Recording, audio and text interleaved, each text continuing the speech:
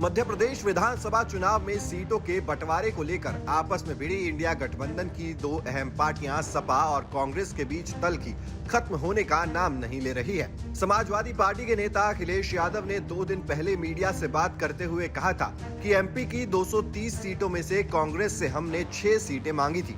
ये वो सीटें थी जहां पर समाजवादी पार्टी मजबूत स्थिति में है। अखिलेश ने यह भी कहा था कि कमलनाथ जी खुद हमारे प्रदेश के नेताओं के संपर्क में थे, लेकिन अचानक से उन्होंने उन सीटों पर अपने प्रत्याशियों की घोषणा कर दी जिन पर हमारी दावेदारी मजबूत थी। अखिलेश ने कांग्रेस को चेतावनी दी कि अगर गठबंधन केंद्र के लिए था तो पहले बताना चाहिए था। अब जैसा कांग्रेस ने एमपी में किया है वैसा ही उनके साथ यूपी में भी किया जाएगा। अखिलेश के बयान पर जब कमलनाथ से सवाल पूछा गया तो उन्होंने इससे कन्नी काटते हुए कहा कि छोड़ो ये अखिलेश वखिलेश। सर, अखिलेश यादव ने आरोप लगाया कि ठाकरे भी बोला। अरे भाई छोड़ो अखिलेश। अखिलेश को लेकर दिए गए कमलनाथ के इस बयान पर समाजवादी पार्टी के राज्यसभा सांसद राम गोपाल यादव ने जो कहा उसने कहीं न कहीं इस तल्खी को और बढ़ाने का काम किया। राम गोपाल यादव ने कमलनाथ को छुटमैया नेता बता दिया।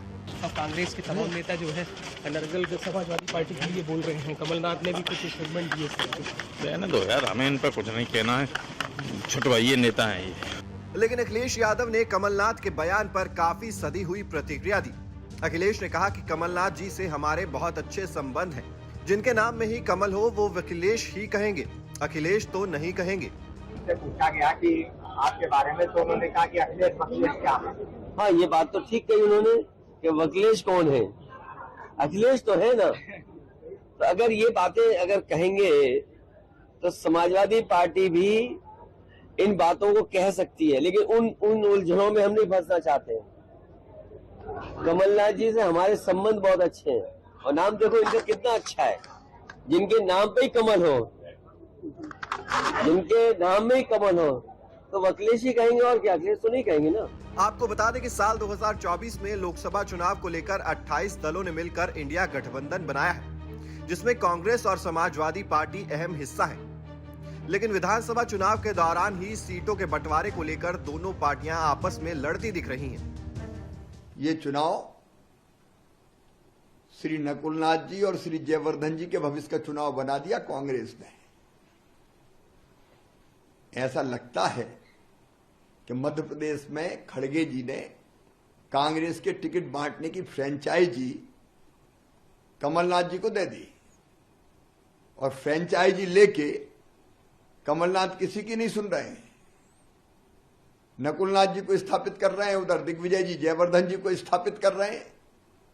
कमलनाथ जी तो खुद ही सर्वे करा रहे हैं और खुद टिकट बांट रहे हैं। दिल्ली का सर्वे नहीं, दिल्ली की सुनना नहीं, इंडी का पता नहीं गठबंधन का, उस गठबंधन को अपमानित करने का काम कर रहे हैं। अखिलेश वखिलेश ये उनकी भाषा है। अब वो ना तो इंडी गठबंधन वालों की सुन रहे हैं, ना वो खड़गे जी की सुन रहे हैं, ना वो मैडम सोनिया गांधी, राहुल जी और प्रियंका जी की सुन रहे हैं। वो तो अपनों को स्थापित करने के काम में लगे हुए हैं। मतलब साफ है कि लोकसभा चुनाव 2024 से पहले ही इंडिया गठबंधन के 2 सबसे बड़े दलों के बीच विधानसभा चुनाव में ही तलवारें तन गई हैं। अब लोकसभा चुनाव तक ये गठबंधन कैसे एकजुट रहता है और सीटों को लेकर क्या फैसला करता है, ये देखने वाली बात होगी। Team news nation.